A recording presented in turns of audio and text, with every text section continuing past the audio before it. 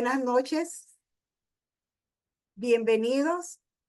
Les damos un caluroso saludo de parte del comité de Colabiocli, la nueva junta directiva de Colabiocli. Este es nuestro primer webinar de muchos webinars que vamos a tener. Y en este día vamos a tener el primer webinar, actualización, fase preanalítica, guía H21 CLC1 2024, revisión de casos clínicos, hemostasia y trombosis. Nos acompaña como moderador de este webinar el doctor Eduardo Aranda de Chile. Su formación académica es licenciado en bioquímica y título profesional de bioquímico de la Universidad de Concepción de Chile. Es bioquímico en el Hospital Clínico Universidad Católica, bioquímico en Red de Salud de la Universidad Católica también, miembro del directorio de la Sociedad Chilena de Química Clínica, representante nacional ante IFCC, integrante y coordinador del Grupo de Trabajo Latinoamericano de la fase preanalítica de Colabiocli. Como ponentes tenemos a la doctora Gloria Ramos Ramos. Ella es bacterióloga clínica, especialista en hemostasia y trombosis, epidemióloga de la Universidad del Rosario, especialista en docencia universitaria de la Universidad Militar, docente de hemato-oncología de la Universidad Nacional, directora científica de H&H Laboratorio, consultora externa y líder de opinión en hemostasia, líder Comité Científico de Hemofilia Latam, CLAT, FMH. La doctora Rosario Silvia Ticona es de Perú, es tecnólogo médico especialista en hemostasia y trombosis, instructora de cursos relacionados con el área de hemostasia y trombosis, consultora externa para hemostasia y trombosis, representante del grupo CLAT en Perú, Grupo Cooperativo Latinoamericano de Hemostasia y Trombosis, miembro del ISHT, miembro de la Unidad de Hemofilia del Hospital Nacional Edgardo Rebagliati Martins, coordinadora del Laboratorio de Hemostasia y Trombosis del Hospital Nacional Edgardo Rebagliati Martins, Centro Nacional de Hemofilia, y la doctora Evelyn Cortina de la Rosa de México. Ella es química farmacéutica, bióloga de la Facultad de Química de la Universidad Autónoma de México. Es coordinadora técnica del Laboratorio de Hematología del Departamento de Hematología del Instituto Nacional de Cardiología Ignacio Chávez en Ciudad de México y asesora en el área de hemostasia del Banco de Sangre del Centro Médico Naval. Es profesora en el programa de alta especialidad de hemostasia y trombosis del Instituto Nacional de Cardiología Ignacio Chávez. Es socia fundadora de la Sociedad Mexicana de Trombosis y Hemostasia, miembro del Grupo CLAT. Bienvenidos, doctor Eduardo, le cedo la palabra. Buenas tardes, gracias por la presentación. Le damos la cordial bienvenida a todos los participantes de este webinar. Y en calidad de coordinador, les quiero decir que las preguntas las dejaremos al final de las tres presentaciones de las colegas. Una acotación, en este momento ya yo no trabajo en la Universidad Católica, en el hospital, ya me retiré hace 2 años. Y en este momento estoy a cargo del grupo de trabajo de fase preanalítica de Colabiocli. Bueno, pasando al tema que nos convoca, voy a compartir una presentación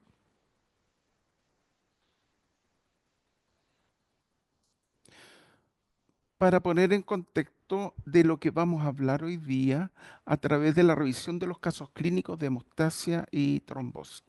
Bueno, vamos a presentar brevemente la guía H21 de la CLCI que salió este año 2024.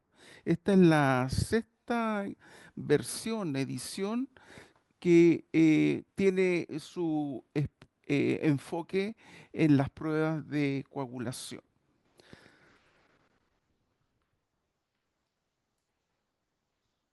A ver, algo hice mal.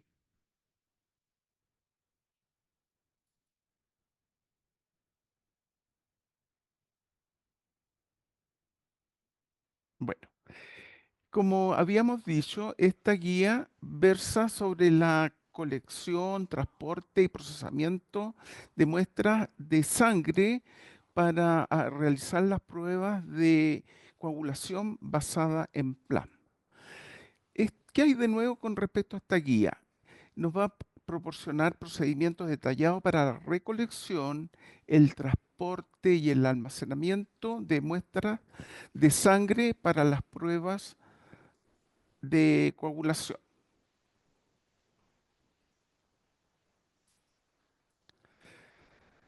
También incluye recomendaciones para el procesamiento de las muestras de sangre y el almacenamiento del plasma para estas pruebas.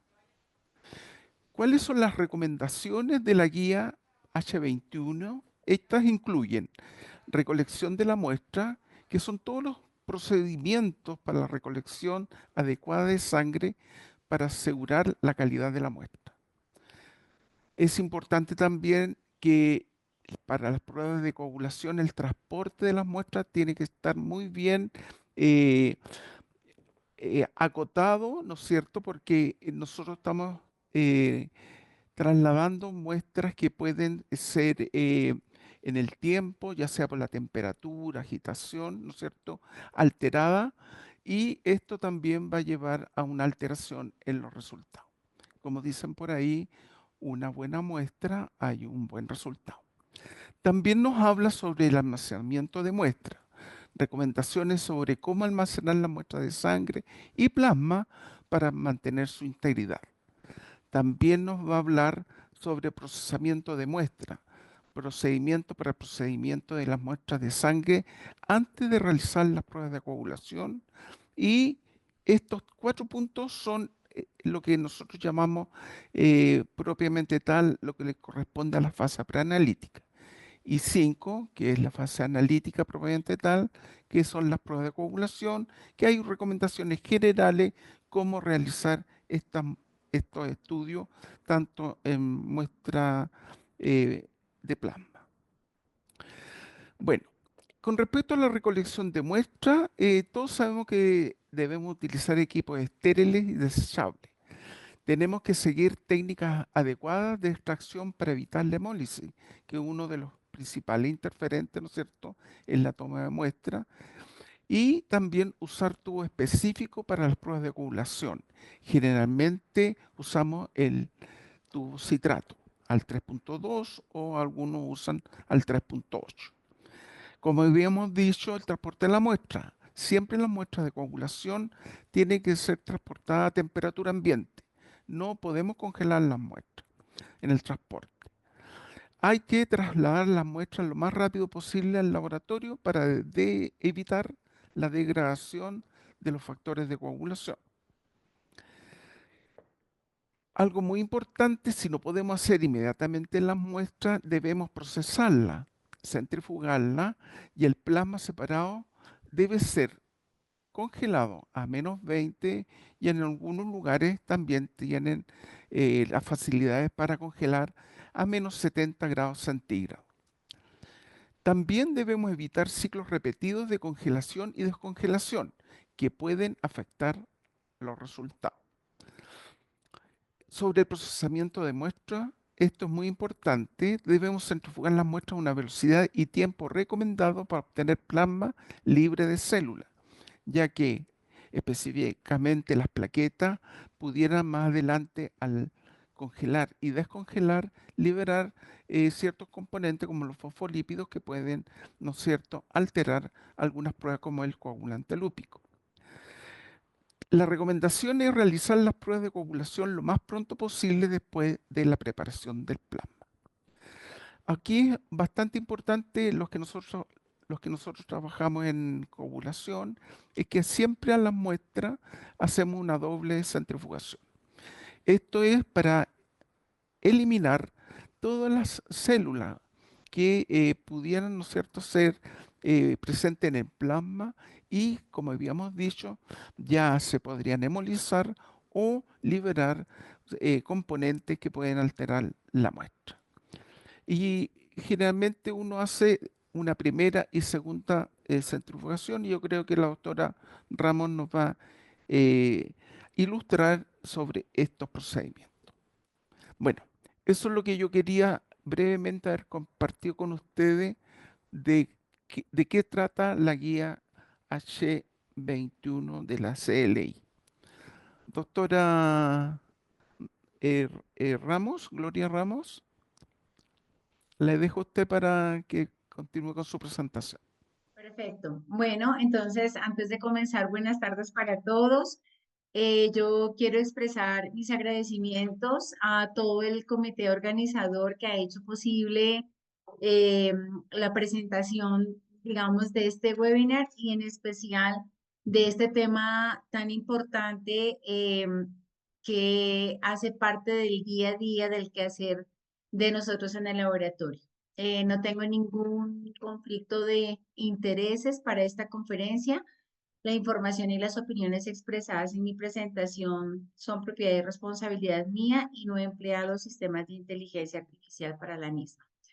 Entonces, pues yo creo que este tema, que en algunas oportunidades lo hemos relegado y lo dejamos a un lado, porque consideramos que la fase preanalítica pues va enfocada simplemente a una toma de muestra y ya pues vemos que no es así. Tenemos una inmensa responsabilidad y dentro de nuestro sistema de gestión de calidad, y hay muchísimos artículos, aquí simplemente traje uno, y fíjense que ni siquiera es reciente, es del 2013 y digamos que es muy similar o tal vez en otros podemos encontrar porcentajes inclusive más altos, donde vemos ese porcentaje de error en esa fase preanalítica. Fíjense ustedes que casi abarca un 70%. ¿Por qué cometemos tantos errores en esta fase? Porque es la fase que es menos automatizada y es la fase, digamos, que depende no solo del grupo de profesionales que puedan estar en el laboratorio clínico, sino que compartimos con otros profesionales, enfermería, auxiliares de enfermería, médicos, residentes y de diferentes áreas, no solo de consulta externa, sino también de urgencias, pacientes hospitalizados, de la unidad de cuidados intensivos. Y adicionalmente hay muchísimas otras variables que podemos ver y que van a interferir, como la falta de capacitación, por ejemplo, la falta de adherencia a los procesos. En muchas oportunidades ni siquiera tenemos indicadores de gestión que nos permitan evaluar cómo va. Entonces, Perdón, bueno, doctora yo, Gloria, ¿usted está sí, señora, compartiendo pantalla? sí, No la estamos viendo. ok. Discúlpeme, doctora, pensé que sí. ¿Usted me puede confirmar ahora? Todavía no. ¿No? No, Entonces, ¿será que el doctor deja de compartir para que yo lo pueda hacer? pero él no está compartiendo. ¿No? No. Ahora sí ya va a empezar. Sí, vamos a empezar. ¿Ahora sí? Ahora sí ya. Y ahora sí. Ok. Ahí, ¿verdad? Listo. Ok, bueno. Ya estamos viendo. Ok. Entonces, muchas gracias, doctora. Entonces, les estaba contando que efectivamente esta es la fase donde más errores nosotros podemos cometer. Y fíjense que esto dicta mucho de algunos comentarios que en muchas oportunidades nosotros podemos escuchar, donde todos los errores que se pueden cometer o que se pueden evidenciar en un resultado siempre nos echan la culpa al laboratorio. Entonces dicen, no, es que ese laboratorio es malísimo, mire ese resultado cómo está. Y resulta, fíjense ustedes, que en la fase analítica es donde menos errores cometemos. Y este porcentaje, la verdad, es muy bajo. No pasa ni siquiera de un 10% en alguna literatura. En este caso lo refieren como el 13%. ¿Y eso por qué? Porque en el siglo pasado, durante los 80, los 90, básicamente todo el enfoque del sistema de gestión de calidad se fue dirigido a esta área del laboratorio, a toda la parte analítica. Entonces somos excelentes con toda la parte estadística, sacando estos indicadores de gestión, de cómo están nuestros controles y la participación estricta, por ejemplo, en el desempeño, en la evaluación del desempeño de las pruebas con controles de calidad externa. Y otro porcentaje de error que también vemos muy alto, fíjense que puede ir hasta un 47%, está en la fase posanalítica. Pero hoy nos vamos a centrar, y en esta conferencia, en esta fase preanalítica. También fíjense ustedes que ya no hablamos de 3 fases, preanalítica, analítica y posanalítica, sino también de 2 adicionales, la pre-pre y la post-post, y estas también pues representan y tienen harto impacto en ese porcentaje tan alto de error. Esta gráfica que presento aquí, pues básicamente es para que veamos que todo, digamos, estamos actualmente tal vez un poco desligados del trabajo en equipo y tenemos que pensar que trabajamos en función del paciente y que tenemos que trabajar mejorando la comunicación con el médico tratante, con el laboratorio y con todos aquellos especialistas y colaboradores que participan en este proceso. De tal manera que lo que podemos ver acá es que pues un excelente análisis no tiene valor sin la interpretación y sin una correcta correlación clínica. Y eso está enfocada, digamos, en 3 grandes partes, en la solicitud, en el análisis y en la interpretación. Entonces, bueno, y es por esa razón que nos vimos muy motivadas a hacer esta presentación y esta revisión de la 6ª edición de las guías del CLSI, donde básicamente nos hablan de la colección, del transporte y del proceso de estas muestras que tienen que ver con todos los ensayos de las pruebas de coagulación. Siguiente. Entonces, básicamente en estas 86 páginas que tiene la guía, que fue publicada en abril del año pasado, pues lo que nos hace básicamente es digamos, un paso a paso en el desarrollo de ella, desde el momento en que se recibe la orden de los exámenes, como posteriormente a la revisión de esa fase preanalítica, revisando esas condiciones que debe cumplir nuestro paciente antes de la toma de muestra, luego cómo se va a tomar la muestra y todos los materiales que se necesitan para este procedimiento, el transporte también, y adicionalmente, pues aquí digamos que ya hace otro énfasis frente a la posibilidad de cuando las muestras se pueden procesar en el mismo laboratorio, y la otra opción y las otras recomendaciones van enfocadas cuando esas muestras hay que remitirlas a otro lado. Entonces, básicamente aquí pues la guía es muy extensa y para hacer un poco más ágil he sacado algunos tópicos que considero que son muy importantes, y luego dentro de ellos están los términos comunes con interpretaciones previstas. Entonces, aquí la recomendación de lo que nos dice la guía, miren, es supremamente importante. Primero, conocer qué es lo que hacemos en nuestro laboratorio. En muchas oportunidades, a veces los médicos y muchos profesionales ni siquiera saben las pruebas que tenemos disponibles en nuestro servicio. Entonces, ¿qué pruebas hacemos? ¿Qué pruebas remitimos? ¿Sí? Por otro lado, la responsabilidad que tienen nuestros profesionales de estar capacitados para que todos estos procesos que se hacen en esta fase se hagan correctamente con todos los atributos de calidad. Y por otra parte, se debe siempre evaluar la adherencia a todos los procesos. Y entonces aquí hay unos términos muy importantes que es, yo creo que todos lo debemos tener muy en cuenta, es qué se necesita o qué qué debe ser importante, ¿cierto? ¿Qué es lo que, otra parte es qué es lo que requiere en términos de esas condiciones de esas muestras y otra es qué es lo que se debería? Entonces, hay ciertos criterios que nosotros, hay unos que pueden ser, digamos, un poco más flexibles, pero hay otros que en realidad nosotros debemos hacer cumplirla a nuestros pacientes para que podamos tener esos resultados con todos los atributos de la calidad. Y esos son los que podríamos ver, por ejemplo, en el ayuno. Hay las pruebas que sí o sí deben tener un ayuno estricto, es la agregación plaquetaria. Hay otras que no, y de hecho las otras pruebas de coagulación, digamos que no requieren un ayuno estricto, a no ser que, como dicen acá, cada laboratorio puede poner y determinar sus reglas. El ayuno no, digamos que interfiere, es en la metodología de cómo desarrollamos las pruebas.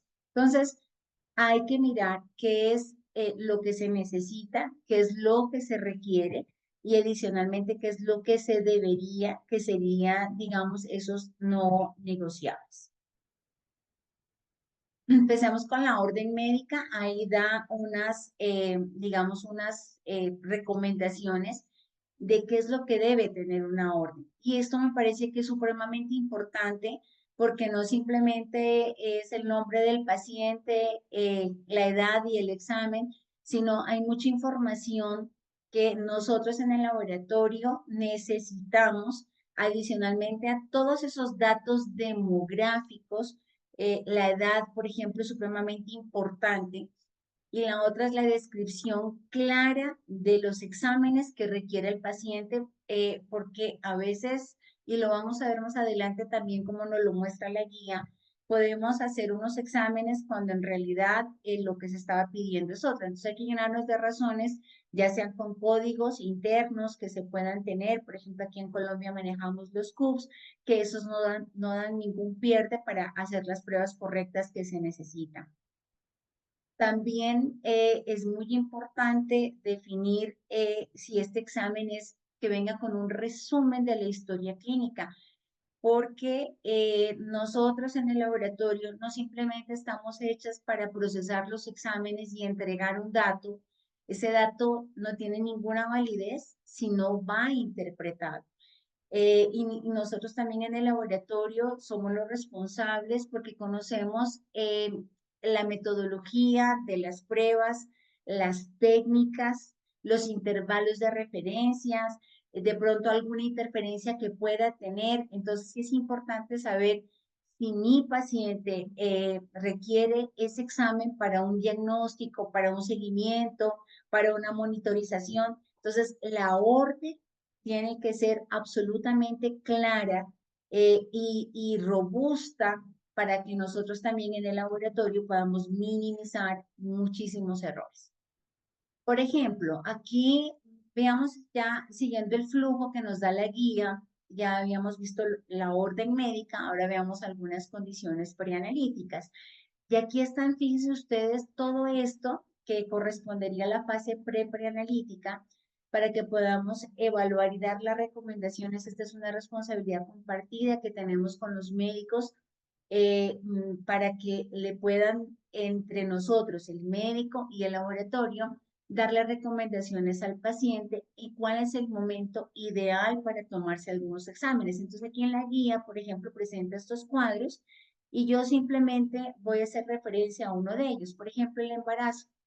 Fíjense qué tan importante es que en esa orden médica diga que mi paciente está, por ejemplo, embarazada y en qué semana está. ¿Eso por qué?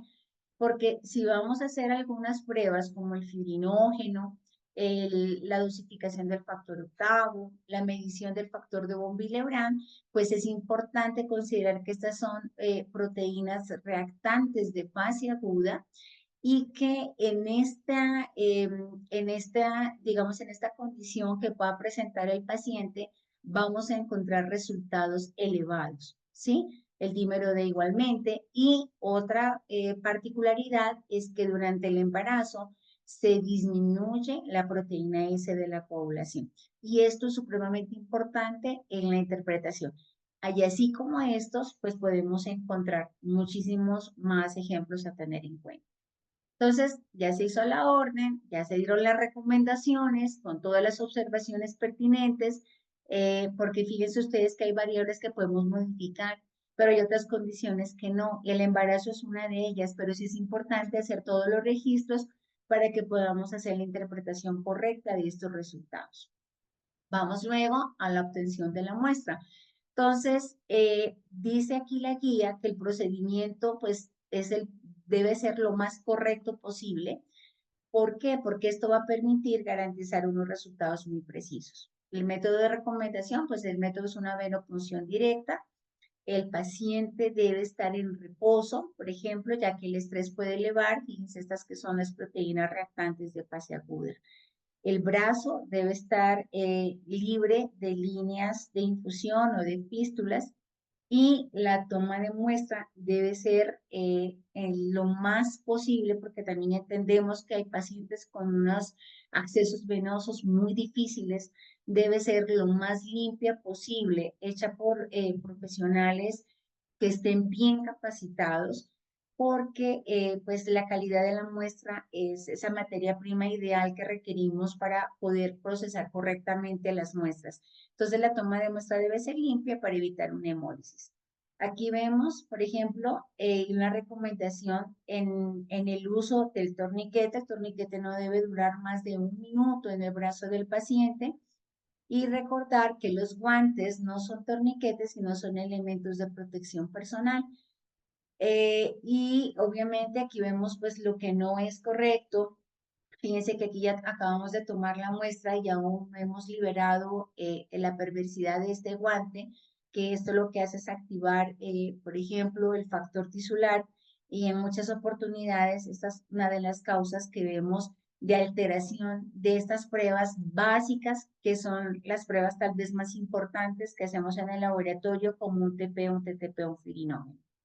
Los dispositivos para recolectar la muestra, las recomendaciones que hacen las guías que sean por sistema cerrado, eso por salud ocupacional y por seguridad de no solo de nosotros quienes tomamos las muestras, sino también del paciente. Y algo muy importante es también considerar el orden de los tubos.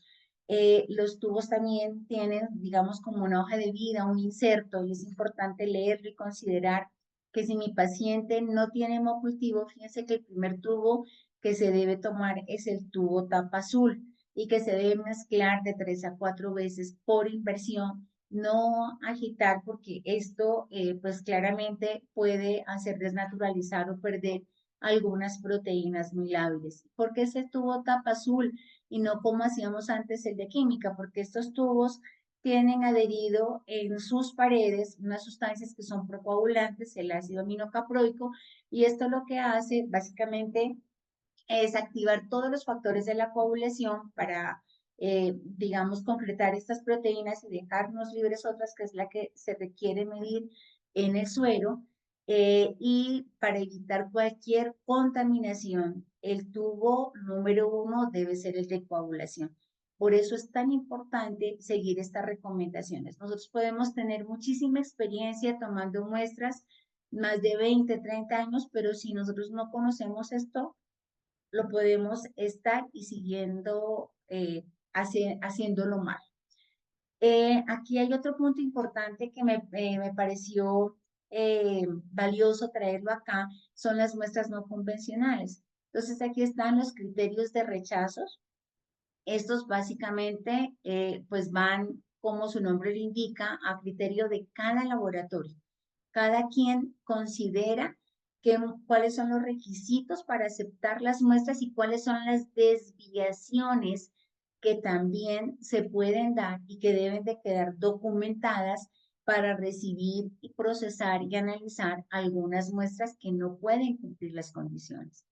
Aquí en la guía nombra también que la sangre capilar, por ejemplo, la sangre que se puede tomar del talón o que son tomadas de dedo, las muestras post-mortem, pues son esas muestras que en realidad se deben rechazar, que no debemos procesar, porque como ejemplo, aquí dan o refieren que una muestra de cordón umbilical, por ejemplo, no es recomendable para el diagnóstico de hemofilia, porque puede estar contaminada con la sangre de la mamá y más aún cuando tengamos esta sospecha de una hemofilia leve o moderada, o que estos resultados pueden estar como en los límites de decisión, pues digamos que esto es una interferencia muy, digamos que impacta en el diagnóstico y por lo tanto no es recomendable. Asimismo, por ejemplo, para el factor noveno, nos dice aquí la guía, en los recién nacidos, pues hay estos niveles fisiológicos disminuidos. Y esto puede ir, fíjese, el porcentaje de un 35 a un 70% cuando los comparamos con los niveles del adulto. Entonces, todas estas son variables que en el laboratorio nosotros debemos de considerar y de tener en cuenta cuando estamos recibiendo estas muestras. Estas son las muestras que en el laboratorio nosotros no queremos recibir, que son estas muestras mal tomadas, que no respetan esta proporción sangre anticoagulante. Y aquí es importante saber que dentro de los criterios de aceptación está un 10% hacia arriba o hacia abajo, de donde se ha señalado el límite que marcan aquí los tubos para guardar esa proporción sangre anticoagulante. Por otro lado, un criterio de rechazo son estas muestras que no digamos que un paciente puede tener ese hematocrito alto, que no guardan esta proporción sangre anticoagulante, y efectivamente pues vamos a tener entre las pruebas que tal vez podemos hacer en la mayoría de los laboratorios, esos PTTs prolongados, ¿cierto? Entonces, aquí se debe rechazar la muestra y lo que hay que hacer es averiguar cuál es el hematocrito del paciente para hacer la corrección pertinente. Fíjense que aquí la guía nos muestra la fórmula y aquí ya esto está hecho, esto es sacado de la guía. Aquí nos dice, miren, si el hematocrito está por encima de 55, hay que hacer esta corrección, y estas fórmulas aquí aplican siempre y cuando el volumen que tengamos de los tubos es de 2.7 mililitros. Entonces aquí nos están diciendo que por ejemplo, para un hematocrito de 65, hay que simplemente retirar 178 microlitros del anticoagulante. Se ha perdido el vacío y ahí sí luego sí ya puedes tomar la muestra para lograr que se respete esa proporción sangre anticoagulante. ¿Y esto por qué pasa? Pues obviamente un paciente que tiene el hematocrito más alto tiene unos niveles de plasma más bajos, y recordemos que el citrato lo que hace es quelar ese calcio, y por esas razones que si yo tengo menos plasma, pues debe quelar menos calcio para evitar que entreguemos resultados que no se ajusten al requerimiento del paciente. Y esto anteriormente lo veíamos en los adultos, ¿no? Y ahora ya lo vemos en población muy joven, sobre todo la migrante, dependiendo de los sectores. Los tubos son plásticos, y aquí, fíjense ustedes, otra cosa importante que hace referencia a la guía, es que hay que mirar, no todos los tubos tapa azul sirven. Los tubos tapa azul deben tener unos requerimientos y unas condiciones especiales. Son hechos de polipropileno y este va a proporcionar una superficie, digamos, no activadora, que no tenga carga negativa para que no se vayan activados los factores, y el talato de polietileno, que este va a proporcionar que el tubo sea transparente para que podamos nosotros hacer una revisión del mismo. Esta combinación minimiza la evaporación y mejora la vida útil y la retención del anticoagulante. Estos tubos, fíjense ustedes que pueden venir de diferentes casas comerciales. La recomendación que nos hace la guía es que se haga una verificación de los mismos para poder garantizar la calidad de los resultados. El anticoagulante es el citrato, ya nos explicaba el doctor, que pues podía ser, digamos, de una concentración de 3.2 o 3.8, la mayoría de los laboratorios lo utilizamos a 3.2 y cuando lo hagan de otra manera, la recomendación básica es que se haga una verificación y que se dé una información porque los resultados van a ser un poco más prolongados. Aquí, en cuanto a la estabilidad de la muestra a temperatura ambiente, fíjense ustedes, aquí les señalé varios ejemplos de los que refieren la guía. Por ejemplo, el PT dice que la estabilidad de la muestra en sangre total puede ser 24 horas. Y esto ustedes dirán, ¿pero por qué? Entonces, básicamente, cuando nosotros medimos el PT, el factor importante en este tiempo de protrombina es el factor 7. Y si bien es cierto que ese factor 7 es el que tiene la vida media más corta, fíjense ustedes que es el factor más estable. Por eso, digamos que esto es importante y a veces nos dicen, ¿por qué me rechaza la muestra o por qué no? Entonces, en este caso, no podríamos rechazar la muestra porque no van a afectar los resultados cuando hacemos un PT. Pero fíjense ustedes que si fuéramos a dosificar un factor, la estabilidad de la muestra es de 4 a 6 horas en sangre total. Y aquí, por ejemplo, también les quería mostrar rápidamente el ejemplo de la proteína S. Tenemos diferentes formas de medirla en el laboratorio, ya sea si es actividad, fíjense que la estabilidad es 4 horas, pero si es el antígeno libre puede irse hasta 8 horas. Y esos son detalles importantes que nosotros, todos los que trabajamos en el laboratorio, lo debemos tener presente y lo debemos conocer. La centrifugación, ya nos explicó el doctor, es un punto supremamente crítico en el laboratorio. La centrifugación se debe hacer a temperatura ambiente y garantizar la obtención de ese plasma pobre en plaquetas para pruebas como, por ejemplo, tan sencillas como un PT.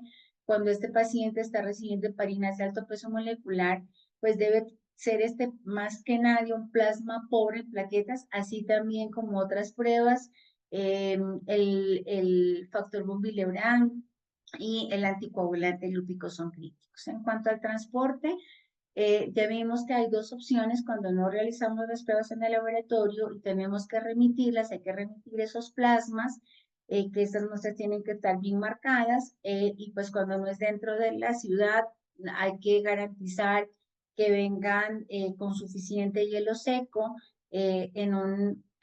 digamos, completamente o bien almacenadas, y si es por tierra, pues contratar con empresas que están certificadas y que nos van a garantizar esa calidad de las muestras.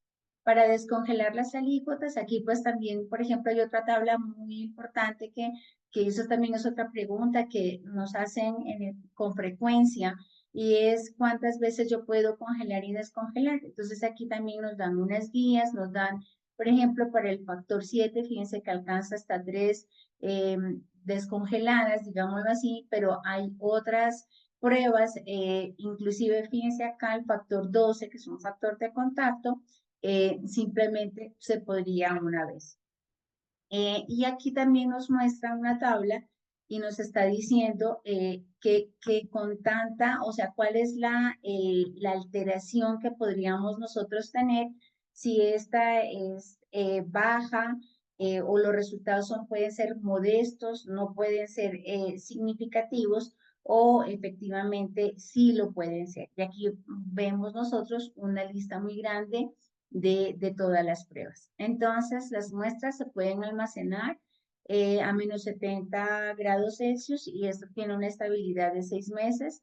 Y una vez, ya la otra parte importante también es que para cuando tenemos ya las muestras congeladas y vamos a hacer el procesamiento, se deben descongelar a 37 grados Celsius por 5 minutos y la estabilidad de esa muestra es 2 horas si la temperatura del laboratorio está entre 15 y 25 grados Celsius. Ya para finalizar, aquí también en la guía nos habla la importancia de que ya en todos los laboratorios debemos de no trabajar de alguna manera manual, sino tener algún sistema de información de laboratorio, que esto nos va a permitir simplificar los procesos, minimizar los riesgos y mejorar la seguridad del paciente. Es decir, por ejemplo, ya no marcar con esfero los tubos o las alícuotas, sino utilizar, por ejemplo, un código de barras. Determinar para ciertas muestras qué cantidad de plasma yo necesito, porque a veces pedimos una cantidad de plasma y los accesos venosos de algunos pacientes pueden ser difíciles. Entonces es preferible que nos entreguen un plasma o una muestra bien tomada y no 3, 4, 5 tubos o varias alícuotas que la verdad no cumplan estas condiciones. Aquí también la guía hay una parte supremamente importante y es que nos muestra en... Espera que se me perdió. Ya no veo la presentación. Ok, aquí. Que nos deja ver otro punto importante son las solicitudes claras, ¿no? Cuando nosotros estamos automatizados y ya tenemos este sistema de información y como les decía al comienzo, tal vez algunos códigos, fíjense ustedes que podemos minimizar los errores porque vamos a hacer que nuestras solicitudes vengan correctas. Y aquí hay un ejemplo con el factor 5. En muchas oportunidades no es lo mismo hablar del factor 5 de la coagulación que hablar del factor 5 de la mutación de Leiden. Entonces, y este factor 5 lo podemos medir en la parte funcional, que es lo que hacemos de la resistencia a la proteína C activada, o la mutación. Entonces, creo que muchos hemos visto en las órdenes que vienen estudios para proteína C, S y factor 5 de la coagulación. Y ese es el examen que no coincide, porque seguramente lo que el médico quiere es o el factor 5 de la mutación por PCR en tiempo real o medir la funcionabilidad de esta mutación a través de la resistencia a la proteína C activada. Y aquí pues hay otros cuadros con otros ejemplos que también son importantes considerar.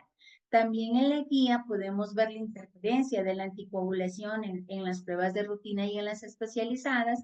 Y aquí les voy a señalar aquí en la tabla la proteína S, por ejemplo. Si mi paciente está anticoagulado, fíjense ustedes que dependiendo de lo que nosotros vayamos a medir, si es la actividad de la proteína S o el antígeno libre, ya habíamos visto anteriormente que si vamos a medir la actividad, digamos, los requerimientos son más estrictos porque hay que tomar la muestra, centrifugarla inmediatamente, si no la vamos a procesar, separarla, congelarla y garantizar, si no la procesamos en el mismo laboratorio, que estas condiciones no se pierdan durante el transporte, porque pues vamos a encontrar resultados muy disminuidos. Y también dependiendo de la metodología, si mi paciente está anticoagulado, ya sea con warfarina o con algún DOAC, pues fíjense que dependiendo de la metodología que utilicemos, podemos encontrar falsos incrementos si nosotros utilizamos pruebas que se basan en la actividad más de coágulo y no lo vemos que no se afecta si mi paciente está anticoagulado con un DOAC, por ejemplo, si yo mido el antígeno libre. Si mi paciente está con warfarina, efectivamente, pues sí vamos a verlo que esta proteína S va a estar disminuida porque la proteína S es una vitamina K dependiente. Entonces, si mi paciente está con fondaparinux, por ejemplo, puede haber un falso incremento si estamos midiendo la actividad. Si mi paciente está con los DOACs, aquí les muestro, fíjense que para la actividad, más no para el antígeno libre. Y esta es una de las razones también por las cuales la ISTH recomienda, cuando no podemos controlar este tipo de variables, hacer la medición del antígeno libre. La estabilidad de las muestras también me parece importante. Aquí está la tablita para que ustedes cuando deseen la puedan consultar. Y esto es básicamente lo que tenía para contarles, para darles el paso a mis dos colegas con unos casos clínicos que hemos preparado donde ustedes podrán evidenciar ese impacto de esa fase preanalítica. Y no sin antes, antes de terminar, pues les quiero hacer esta invitación. Este año, digamos que comenzamos con un congreso, tal vez el más importante a nivel de Latinoamérica en la parte de hemostasia. Es el 29º Congreso del Grupo Cooperativo Latinoamericano de Hemostasia y Trombosis, que tendrá lugar del 13 al 16 de mayo en Montevideo, Uruguay. Así es que por favor reserven esta fecha, esta agenda, todos cordialmente invitados y pues nadie puede faltar. Y al final, como dijo el doctor, pues quedamos atentos a todas las preguntas, a todas las inquietudes. Espero que este resumen muy cortico que realizamos de las guías pueda ser de mucha utilidad para su, digamos, para su día a día en su laboratorio, que podamos revisar algunos temas, que de pronto algunas actividades que tal vez podríamos cambiar en el laboratorio o felicitarnos si lo estamos haciendo de una manera correcta y adecuada. Entonces, bueno, le cedo el paso a la doctora Evelyn Cortina con su presentación. Muchas gracias por la atención. Pues agradezco mucho a Colabiocle la invitación, a través de la doctora Gloria Ramos, por supuesto, que nos invitó a participar en esta sesión. Bueno, después de toda esta introducción, ya tenemos muy claro algunas situaciones y bueno, yo solamente voy a recalcar algunos conceptos pequeñísimos. No hay conflictos de interés para esta presentación y no se ha utilizado inteligencia artificial tampoco. Vamos a comentar rápidamente unos cuantos conceptos. Y es que desde el 2012 se había comentado ya que los resultados del laboratorio se utilizan en el abordaje, prevención y detección temprana de enfermedades y también, por supuesto, en la vigilancia de tratamientos y la predicción de la respuesta de los pacientes a los cambios que se pueden hacer en estos tratamientos. Se estima que el 66% de las decisiones clínicas se basan en resultados del laboratorio. He ahí la importancia de lo que nosotros estamos reportando. No es nada más un resultado, sino va a dar lugar a una toma de decisiones, ¿no? El doctor Lippi, que pues todos conocemos, experto en calidad, también ya publicó desde el 2012 cómo la calidad en el laboratorio ya tenía, digamos, todo abarcado en la parte de la ejecución. Y se consideraba que ya teníamos cubierto hasta, de forma que habíamos logrado disminuir el error en más de 10 veces, ¿no? Incluso se dice que es más fácil que podamos perder una maleta en el aeropuerto a que podamos cometer un error analítico, ¿no?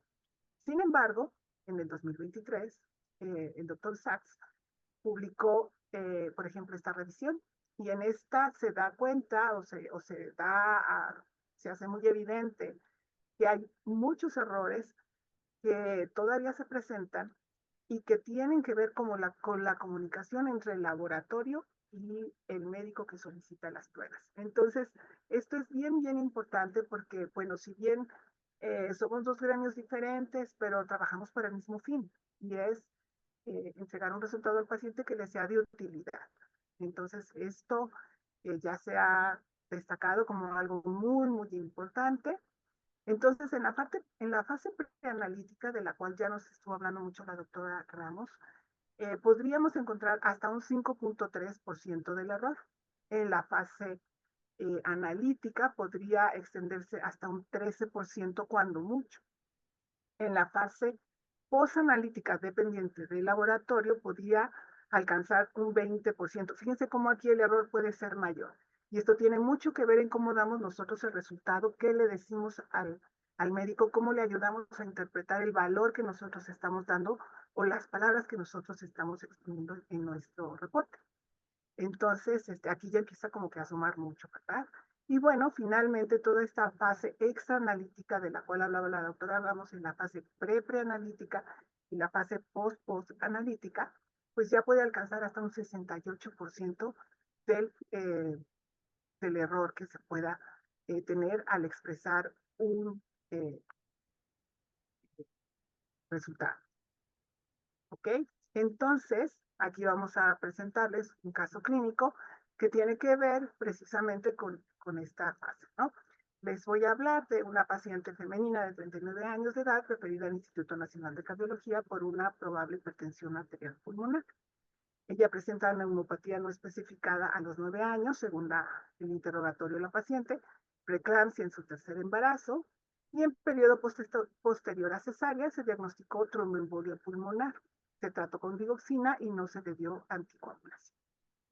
La paciente no reconoce caída de cabello abundante en las últimas semanas, sí dolor articular en ambas rodillas y tobillos, debilidad muscular, ambos brazos, predominio proximal, aumento de volumen en rodillas sin cambio de coloración, niega úlceras orales u ojos o boca seca. De ahí se solicitan los anticuerpos para diagnóstico de lupus y para diagnóstico de SARS, entre otros laboratorios. Un día después, en el laboratorio de hematología, se recibe una muestra de esta paciente que viene de hospitalización con la solicitud de la realización de anticoagulante lúpico. Aquí les comento rápidamente. Nosotros tenemos como divididas por secciones el laboratorio de hematología y la sección de trombosis del anticoagulante lúpico lo hace de 1 o 2 veces por semana, dependiendo de la carga de trabajo. Y curiosamente, esta muestra llegó justo el día que se iba a realizar la prueba. De ahí que nosotros nos lanzamos a realizar la prueba inmediatamente, ¿no? Entonces, ¿qué resultados obtuvimos? Bueno, nosotros realizamos, de acuerdo con la recomendación de las guías de la ISTH, 2 pruebas completas para la realización de la prueba. Tenemos el anticoagulante lúpico por veneno de víbora de Russell, donde el tiempo de escrutinio nos dio 117 segundos, con un cociente de 2.8 contrastado con el pool normal, con una mezcla de 63 segundos, casi 64, un índice calculado de 1.55. Procedemos a la realización del veneno de víbora de Russell Confirm y vemos que de 117 segundos acorta a 37 segundos. Y se hace el cálculo del índice LA, que nos da 60.5. Aquí nosotros podemos ver que que el resultado se considera positivo. En el caso de Civica Clotting Time, tenemos en el escrutinio 140 segundos, con un confirmatorio de 48 segundos, que por supuesto también nos da un cociente positivo de acuerdo a los puntos de corte que tenemos en el laboratorio. Como les comentaba, coincidentemente cayó en un día donde pues hacíamos las pruebas y la muestra pasó rápidamente, pero nosotros antes de reportar nos fuimos a ver las pruebas básicas que pues estaban concurriendo casi al mismo tiempo en el que nosotros realizábamos la prueba de anticoagulante lúpico.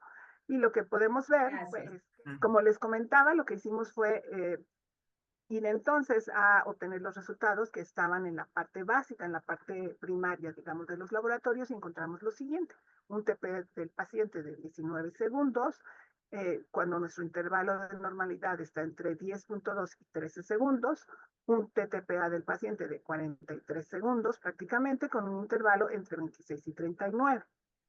Se hizo una mezcla, que es lo que generalmente hacemos cuando el paciente va a realizarse la prueba de anticoagulante lúpico, y encontramos una corrección del TTPA del 39 a 39 segundos. Sin embargo, no es una corrección completa y se considera, según nuestro intervalo, pues como la posible presencia de un inhibidor.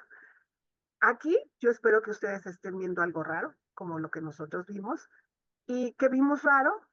Pues este asunto de que el TP basal está prolongado. Esto no es algo que suele ocurrir en un paciente del cual estamos sospechando anticoagulante lúpico. A lo mejor algún otro tipo de inhibidor, a lo mejor otra situación, pero pues esto ya nos hizo ir a revisar el expediente y encontramos que podía haber un gran riesgo de que el paciente tuviera rivaroxaban en la muestra, ¿no? De que la paciente hubiera tomado rivaroxaban. Entonces nuestros resultados se reportaron como resultados no reportados por sospecha de rivaroxaban. Esto suele tener buenos efectos en algunos casos cuando los médicos están así súper vivos buscando el resultado lo más pronto posible. A veces no es tan bueno, no es tan rápida la respuesta. En este caso también se reportó por parte del laboratorio de Inmuno una IgM de 27 y anticardiolipinas, los resultados que ven ustedes.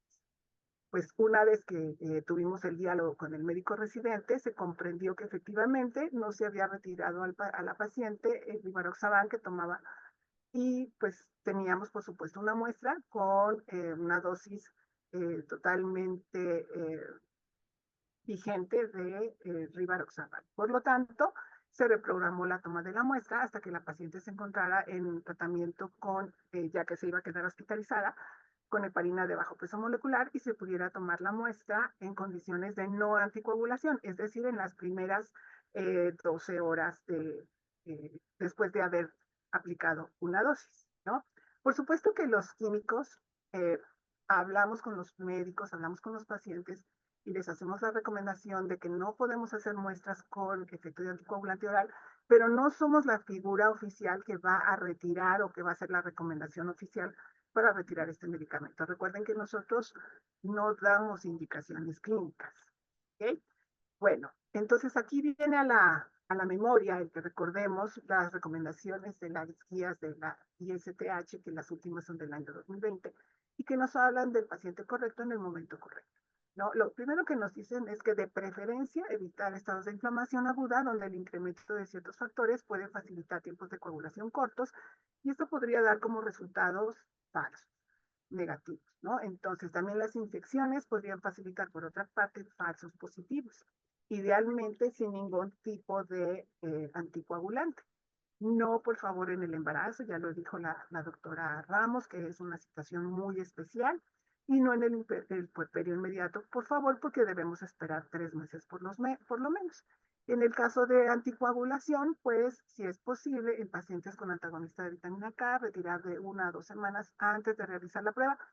Si algunos ya han hecho anticoagulante lúpico, a lo mejor saben o se acuerdan que nos decían que todavía podíamos hacer pacientes con un INR de hasta 3, lo cual por supuesto nos traía resultados a veces muy difíciles de interpretar.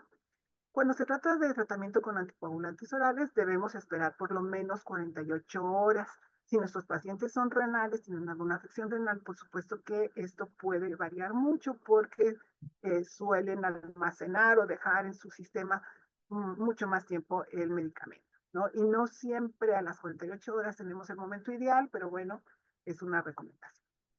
Cuando se trata de enfermedad vascular cerebral, ellos dicen que podríamos obviar esta parte de no hacer la prueba aún en el momento agudo, en el momento cercano al evento, porque ahí radica la posible toma de decisiones de si el paciente va a tomar anticoagulantes orales o va a tomar algún antiagregante. Entonces, este sería un momento en el que ellos dicen, bueno, podríamos hacerlo, aunque esté cerca del momento agudo, ¿no?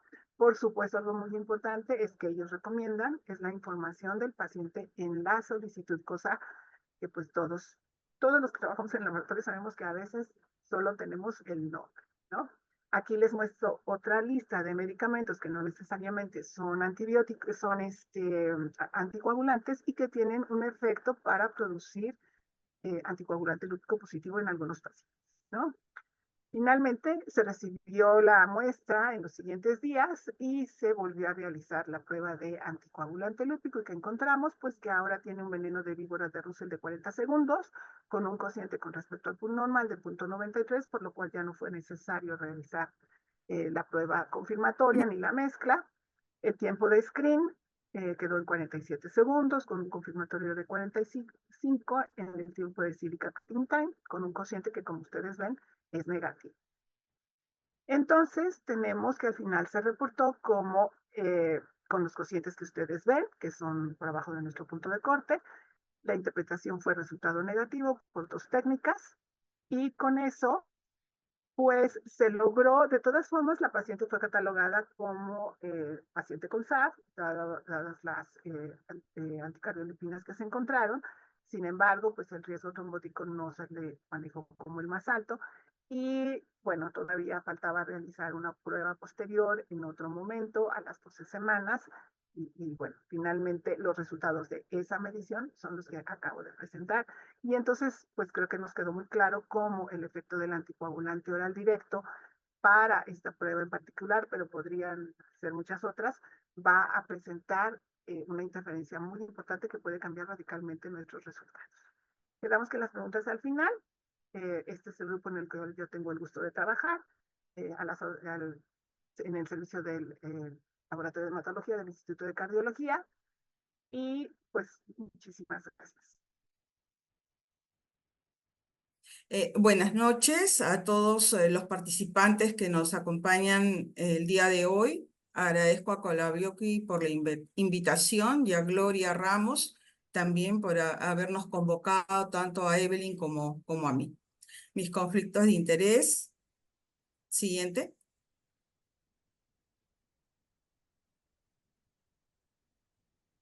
Considero importante tener presente en la fase preanalítica de hemostasia, que es la parte más vulnerable del proceso. Muchos pasos del proceso ocurren fuera del laboratorio y están fuera de su control directo. Es preciso tener que debe haber información clara y escrita para el paciente en un lenguaje sencillo, indicando las condiciones que debe tener para realizarse los análisis. Y el profesional de laboratorio, como hemos visto, debe tener una comunicación fluida con el médico tratante, para conocer los exámenes que tenemos a disposición en el laboratorio y las condiciones también que debe tener en cuenta el médico al momento de hacer la solicitud de análisis para su paciente. Siempre se debe verificar los datos del paciente, esto es muy importante, al momento de la toma de muestra, y volver a interrogar al paciente sobre las condiciones fisiológicas, como hemos visto, que son muy importantes, y los datos clínicos también son importantes. Entonces tenemos que tener el momento correcto para la obtención de la muestra. Siguiente. En el paciente con hemofilia, lo que debemos tener presente es que se debe de hacer una toma de muestra con toda la precaución debida para no causar ningún hematoma en el paciente. Debemos conocer el motivo del control, si ha habido sangrados recientes, por ejemplo, si va a ser sometido a algún procedimiento quirúrgico el paciente y esa sea la razón por la cual se están haciendo las evaluaciones, si está sometido a un tratamiento de inmunotolerancia porque ha desarrollado inhibidores, la profilaxis, si hay reposición del factor en el paciente. Y es importante para el laboratorio conocer el tipo de factor que esté recibiendo como tratamiento el paciente, porque vamos a tener que cruzar la información del reactivo de APTT con el que estemos trabajando y certificar que no haya ninguna interferencia al momento de hacer el dosaje del factor, por ejemplo. Lo ideal es obtener la muestra justo antes de la nueva dosis del tratamiento para no tener interferencia del factor que esté recibiendo el paciente. Y conocer la última dosis, fecha y hora del factor. Siguiente. En cuanto a este primer caso, vamos a ver que es un paciente varón con síndrome de Down y cardiopatía congénita. Se hace un examen prequirúrgico, no tiene antecedentes de sangrado y lo que vamos a encontrar es un TP prolongado de 18 segundos y un TTPA de 50 segundos. Le vuelven a repetir, vuelve a dar los mismos resultados, el tiempo de trombina y el fibrinógeno son normales. Entonces, pensemos que de frente no han hecho mayor verificación y continuaron haciéndole la prueba de mezcla tanto para TP como TTPA. Las dos vías corrigen. Y como ustedes ven a la derecha, está el dosaje de los factores que se hicieron al tener las dos vías alteradas, supuestamente. El factor 2, el 5, el 7, el 10, el 8, el 9, el 11 y el 12, la mayoría de ellos están ligeramente disminuidos. ¿Qué es lo que pasó? Se hizo la interconsulta hematología, se ahonda más en la historia, se habla con el hematólogo y descubrimos que el paciente tiene un hematocrito de 81%. Entonces, lo que amerita a que tengamos que hacer una corrección de la cantidad de anticoagulante para el volumen de sangre. Entonces, se prepara el tubo con la cantidad adecuada de anticoagulante y se vuelve a tomar la muestra al paciente y lo que vamos a obtener al momento de repetir las pruebas, en las pruebas básicas, regresa. En las pruebas básicas, gracias, Dice, se repite y tenemos que el TP se normaliza de estar de un TP de 18 a 12.8 segundos y una PTT de 29. Es decir, conclusión, hematocritos mayores de 55%, debe hacerse la corrección de la cantidad de anticoagulante y lo debemos sospechar en aquellos pacientes hemoconcentrados, ya sea, por ejemplo, pacientes quemados o pacientes que están, que viven sobre varios metros sobre el nivel del mar, a la altitud. Pero, ojo, tener cuidado porque a veces a los laboratorios solamente nos llegan los plasmas, no nos llega el tubo primario y desconocemos al menos orientarnos si estamos viendo o es un caso de un hematocrito alto. Siguiente. En la enfermedad de von Willebrand tenemos este caso, como ejemplo, una mujer de 16 años, el motivo de la consulta, menstruaciones abundantes, gingivorragias, equimosis, pero sí tiene antecedentes familiares de sangrado. ¿Qué es lo que debemos tener en cuenta? El momento adecuado, hablábamos. En el caso de paciente mujer con sospecha de von Willebrand, se debe hacer la determinación del factor, ya sea el antigénico y el funcional, en los días del 1 al 10 del ciclo menstrual. No se debe realizar en el embarazo, no se debe de descartar tampoco el diagnóstico por TTPAs normales. ¿Esto por qué? Porque va a depender mucho de la sensibilidad del reactivo que estemos usando en nuestro laboratorio. Y ustedes ven acá a la derecha cómo nos dio esta paciente los resultados que tenemos, TTPA de 33 segundos, el factor 8, a pesar de ser un TTPA de normal, está con 37.2, el antigénico 43.3 y el funcional, la actividad de von Willebrand, 42%. Siguiente. Tenemos acá un caso donde vamos a ver que podemos encontrar niveles muy aumentados de von Willebrand antígeno y el von Willebrand funcional. Hemos visto que son proteínas de fase aguda. Entonces, tenemos una paciente mujer de 32 años. El motivo de la consulta son menstruaciones también abundantes, gingivorragias y equimosis. Pero actualmente ella se encuentra embarazada. Entonces, ¿qué debemos tener en cuenta? Que ¿en qué situaciones vamos a encontrar elevados los valores? En la toma de muestra dificultosa o traumática, en la actividad física extrema, se va a elevar los factores 8, el von Willebrand antígeno, el von Willebrand funcional, y va a haber un acortamiento de la PTT. En infecciones recientes, en inflamación, hospitalización, cuando se encuentra la paciente en tratamiento, cuando se recibe anticonceptivos y en el embarazo.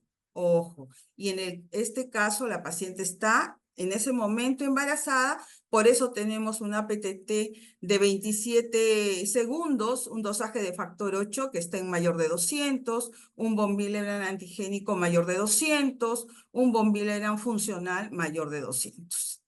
Entonces, ¿qué es lo que se necesita o qué es lo que se debe hacer en estas situaciones? Solicitar nueva muestra, o sea, el resultado, si es que no tenemos mayor dato del paciente, porque muchas veces nos llega solamente, digamos que el nombre de la paciente, pero no nos envían o desconocemos la situación, el estado de la paciente, que era que estaba embarazada. Entonces tiene que motivar al médico a tener que hacer nuevamente la solicitud, pero luego de haber ocurrido, digamos, el parto. Y esto lo podemos hacer después de las 3 semanas postparto, se normalizan los niveles y podríamos hacer en ese momento esos exámenes. Siguiente.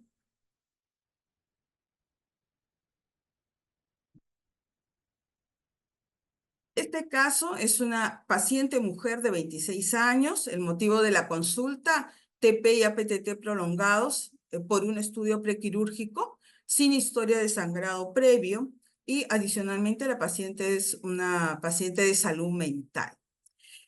Tuvo tanto TP como APTT prolongados, ven ustedes a la izquierda un TP de 18, una APTT de 53, igual las mezclas nos dieron corrigeo para ambas vías. Y al momento de hacer el dosaje de factores, ustedes ven que justo el factor 2, 7, 9 y 10 son los disminuidos, ¿ah? Y los otros factores sí se encuentran dentro del rango normal.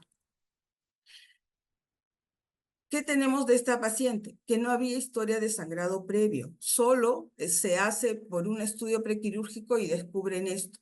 Al momento de conversar con la hematóloga, porque vamos a tener más detalles, nos informa de que la paciente era una paciente de salud mental.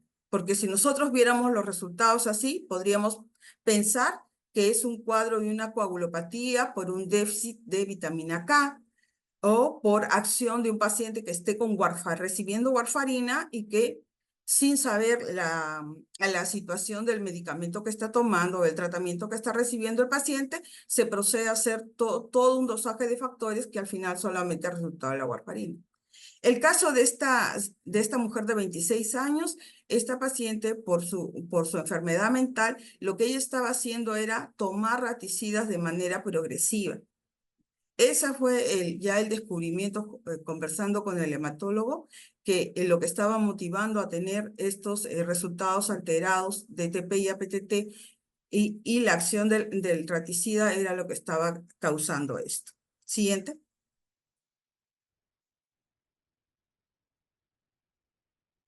Es importante siempre tener detalles de la paciente. Siguiente. Para poder después interpretar los resultados que estamos obteniendo. Otro punto importante es conocer la edad del paciente para poder manejar los valores normales que le correspondan y poder hacer una buena interpretación de los resultados que tenemos al momento de hacer la evaluación de los diferentes factores que podemos dosar de acuerdo a la vía alterada. En el caso de los neonatos tenemos que el factor 2, 7, 9 y 10 y los inhibidores naturales, la proteína C y S, lo vamos a encontrar disminuidos. Y el TP y TTPA lo vamos a encontrar prolongados.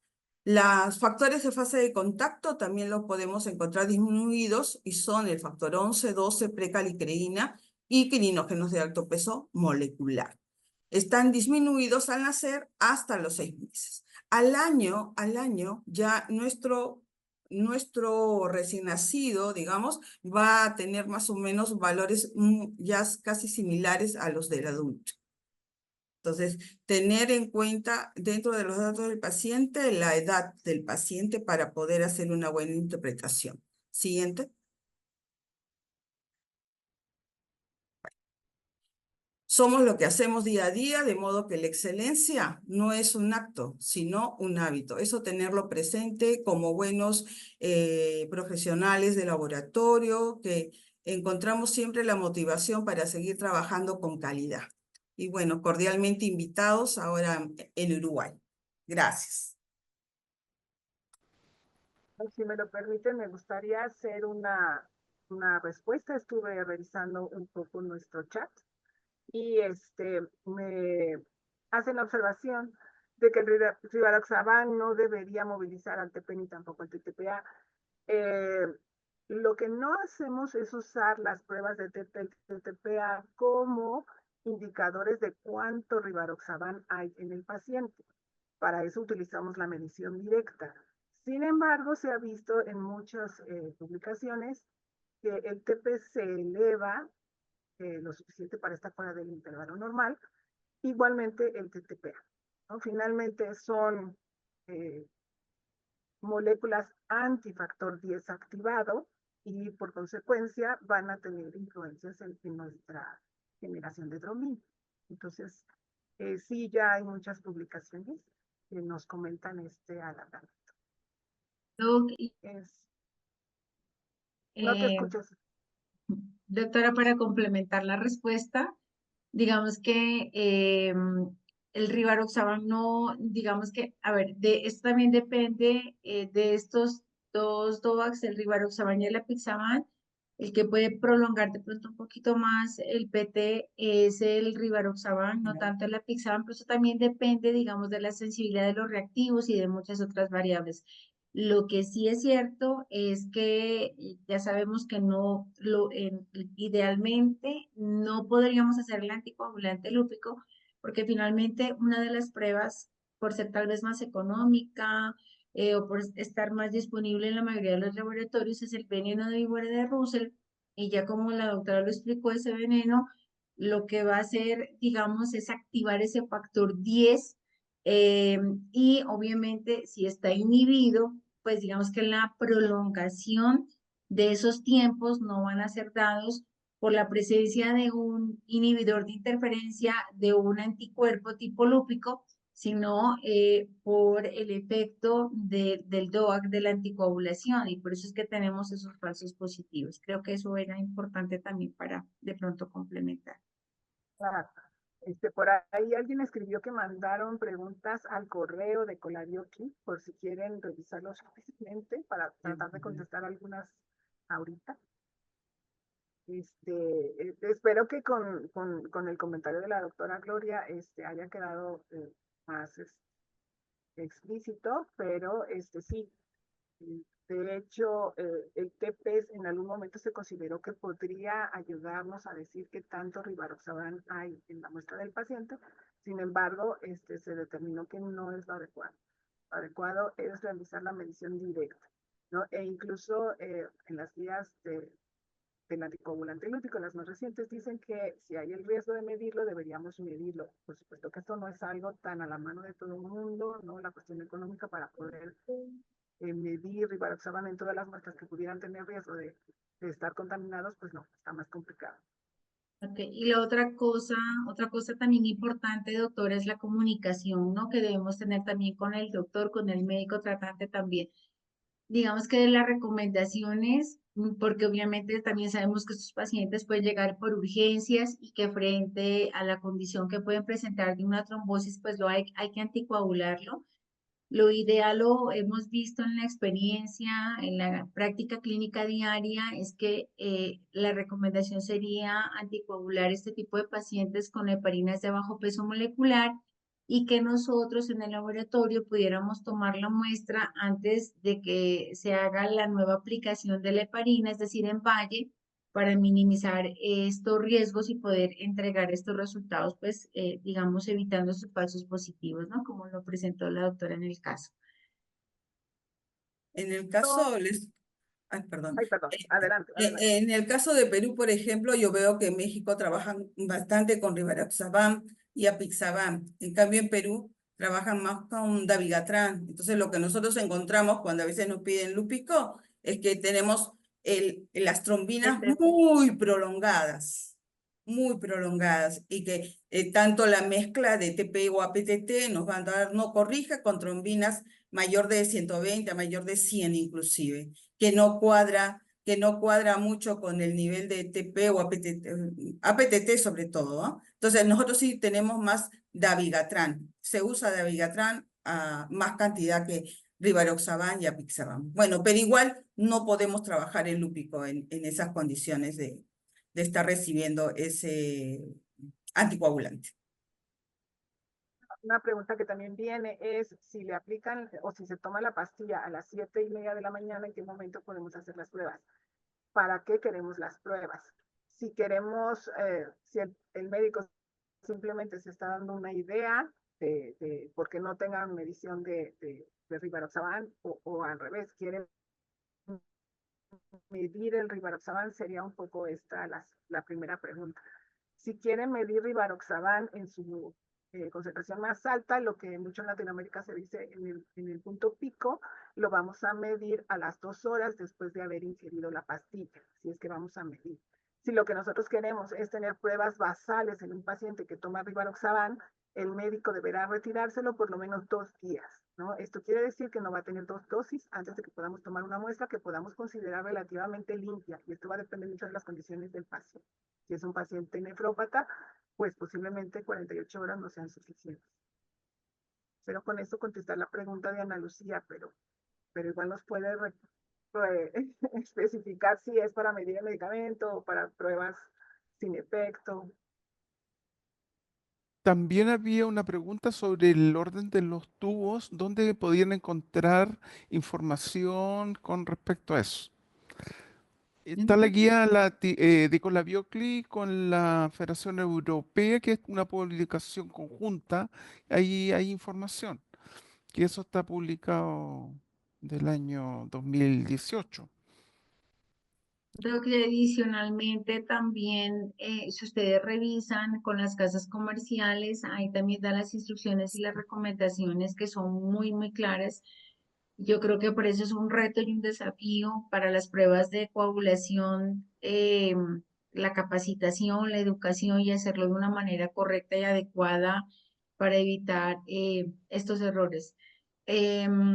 Que finalmente, digamos que el 80% de los errores que nosotros podemos ver en estas pruebas es por una mala toma de muestra. Sí, ese es yo creo que el caso más claro que podemos ver en la práctica diaria es la prolongación del PTT.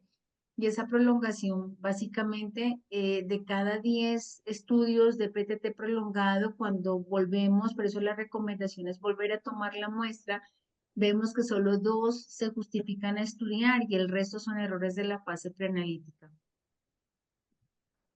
Bueno, pues no sé, doctor, si haya más preguntas o ya cerramos la Sí, yo sesión. tengo una pregunta con respecto a un problema que ocurre en los laboratorios pequeños y grandes también, específicamente porque en los grandes la toma de muestra es periférica. Entonces la llegada de los tubos que uno dice debe llegar antes de las 4 horas, a veces se prolonga.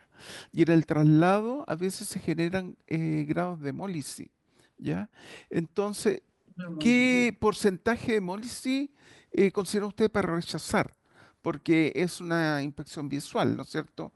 Salvo que instrumentos tengan el, el sistema del HIT para ver la hemólisis, digamos, Analítica. en forma Así automática. es. Así es, es que mire, yo creo que ahí lo más importante es que cuando estemos transportando las muestras en sangre total vengan a temperatura ambiente, ¿no? Porque obviamente si las mandan refrigeradas o inclusive nosotros Sí, hemos recibido muestras congeladas, pues obviamente esas ya están totalmente hemolizadas. Como usted dice, doctor, pues yo creo que la mayoría de los laboratorios utilizamos ya equipos automatizados y ellos ya, pues básicamente, digamos que tienen adecuados estos sistemas ópticos para poder hasta determinado grado no afectar estos resultados. Y tiene que ser un hemólisis, yo creo que ya muy fuerte, pues de todas maneras, nosotros siempre procesamos las muestras porque este hemólisis puede ser también por trauma o mala muestra, pero también puede ser por una condición propia del paciente, una microangiopatía trombótica, adicionalmente, bueno, una púrpura entonces es importante también procesarla y hacer el comentario respectivo. claro. Porque Picaduras de araña también. Las a veces un picaduras. pequeño grado de Ajá. hemólisis, si es la prueba directa, o sea, dentro del tiempo del laboratorio, es diferente cuando esa misma muestra, el plasma lo congelamos. Y cuando se descongela, se forma, bueno, se genera trombina y se coagula la muestra. Entonces, ahí tenemos ya rechazamos antes o después que descongelamos y vemos que hay, o crioprecipitados también, que nos puede alterar los resultados.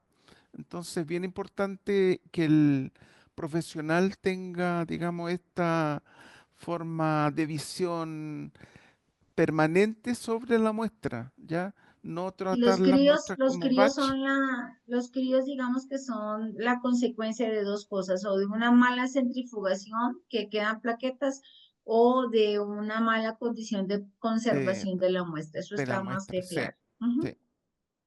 Eso es No sé si importante. pudiéramos responder dos preguntas que por lo menos veo aquí. Decía, en tiempos de coagulación se usan como referencia valores de rangos normales o valores de testigos. En general se deben establecer los valores de nuestra población a lo que llamaríamos valores de referencia, locales, ¿no? A veces no es posible y podríamos dirigirnos a la bibliografía y buscar los más cercanos, realizados en población que pueda de alguna forma ser comparable con la nuestra. Pero no utilizamos el valor de los testigos como de referencia. El valor de los testigos lo usaríamos solamente, por ejemplo, no sé, a reserva de que alguien opine algo diferente, pero lo usamos para una cuestión de en las mezclas. Le damos el valor del testigo o de aquel pool que utilizamos para hacer la mezcla al médico para que él sepa de cuánto está partiendo nuestro valor a corregir. Es decir, yo expreso mi TTPA de 50 segundos y doy el valor del pool que a lo mejor tenía 32 segundos y que me corrigió en una mezcla de una parte y otra parte, o sea, 50-50, y que en esa me dio, no sé, 38. Entonces yo le doy el valor del testigo al médico para que él sepa a cuánto es la corrección. Incluso le puedo dar el cálculo de Rosner o a lo mejor simplemente los tiempos y algunos hematólogos sabrán Doctora, es calcular que el aquí yo índice de creo que es Rosner. importante dos cosas, ¿no? De Sí, pronto que a veces pueden cometer errores y que uno frecuentemente los puede observar.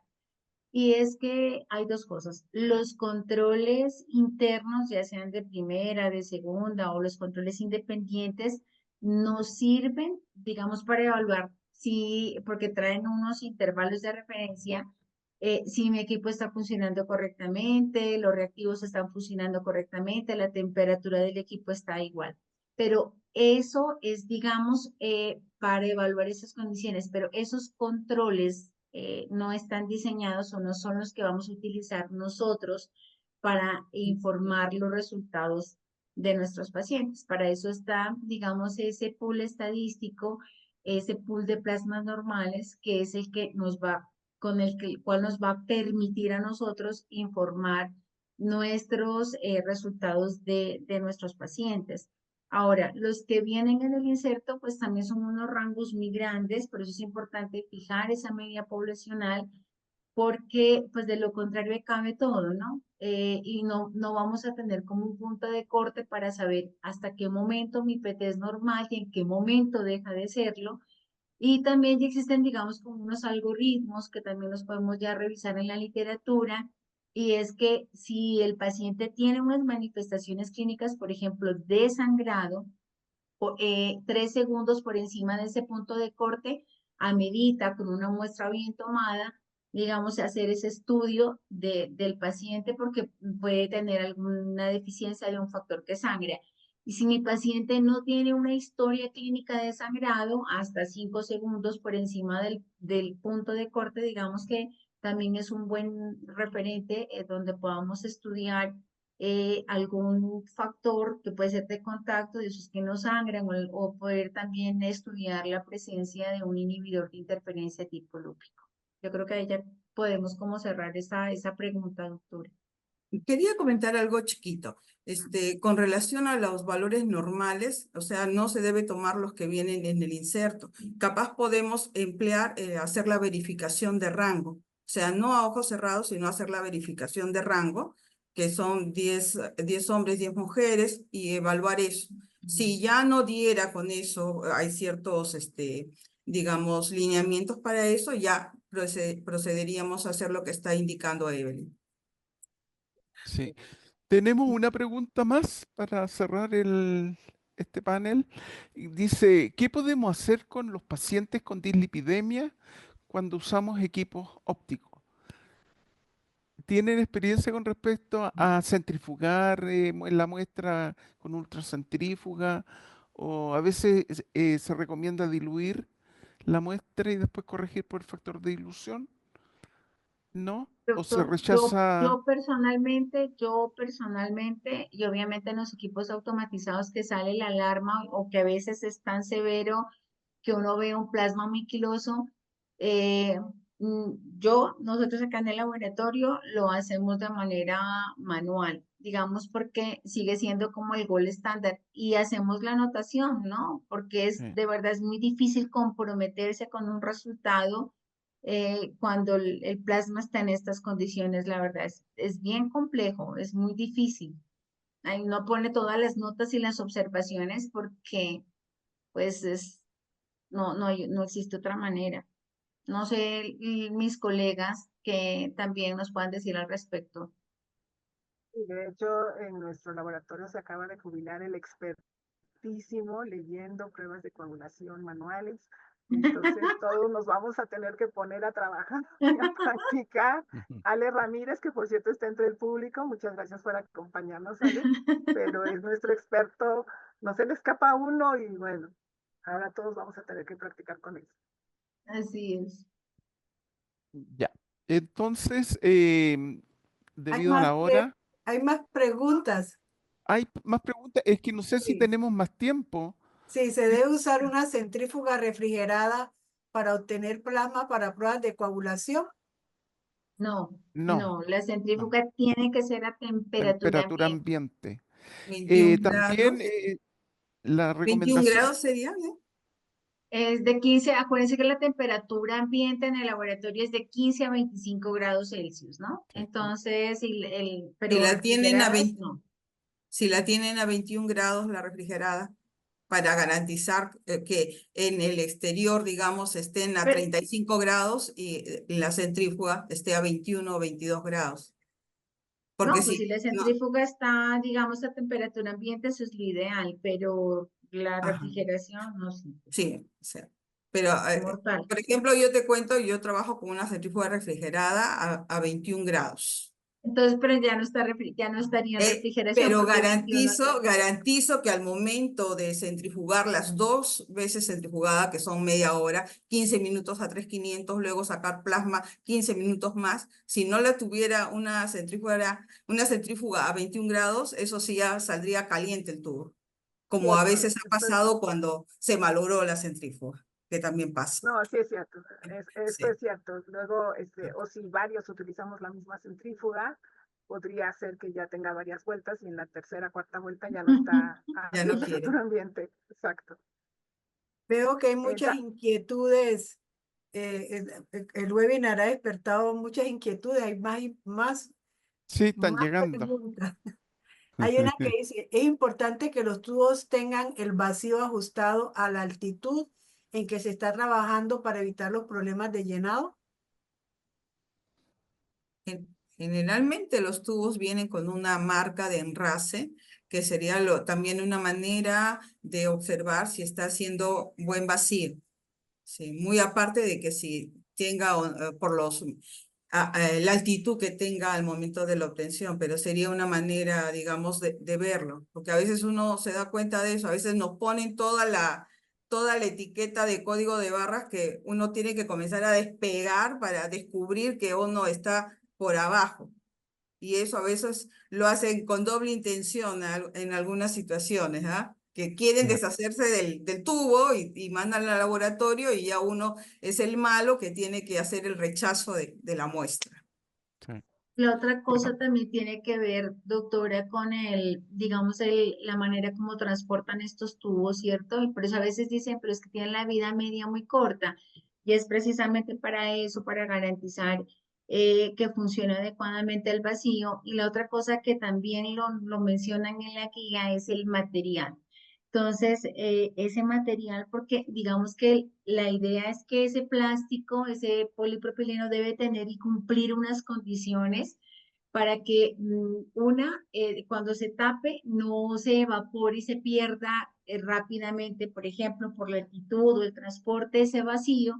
Y número dos, para que tampoco se absorba o se pierda el anticoagulante. Entonces, no todo tapa azul sirve para lo mismo, por eso la recomendación también en la guía y la invitación es que se haga esa verificación, que generalmente es macro y micro, macro verificando todas las condiciones que debe cumplir en la etiqueta, fecha de vencimiento, el volumen, el marcaje, si llena hasta ahí, la concentración, etcétera, que tenga, bueno, el espacio para los datos demográficos y la otra manera de verificarlos es cuando los vamos a comparar con los otros tubos y corremos muestras en las mismas condiciones para garantizar que no haya efectivamente diferencias significativas.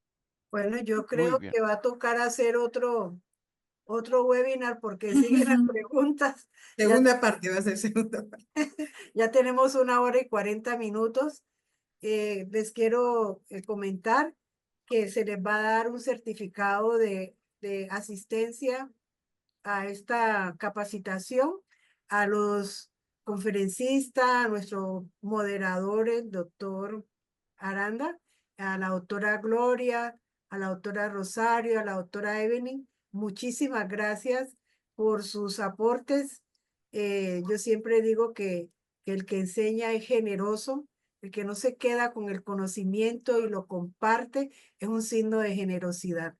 Y eso han hecho ustedes hoy, compartir sus conocimientos. Conozco a la doctora Gloria Ramos, que es de Colombia, lo generosa que es en compartir los conocimientos y lo preocupada que se mantiene diciéndome, Marlene, tenemos que trabajar en las condiciones preanalíticas para las pruebas de coagulación. Bueno, desde Colabiocli hemos empezado este webinar con esta capacitación y que creo que no será el primero, no será el último, vendrán de pronto muchos más. Tenemos 53 nuevos mensajes sin leer, pero ya son Sí. 7:41. Yo creo que va a tocar hacer una segunda capacitación Ronda.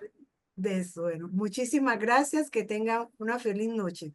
Muchas Muchas gracias a gracias. ustedes, Buenas que noches. estén muy gracias, bien. saludos a Feliz todos. noche. Muchas Gracias, gracias. hasta chao. Buenas luego. noches.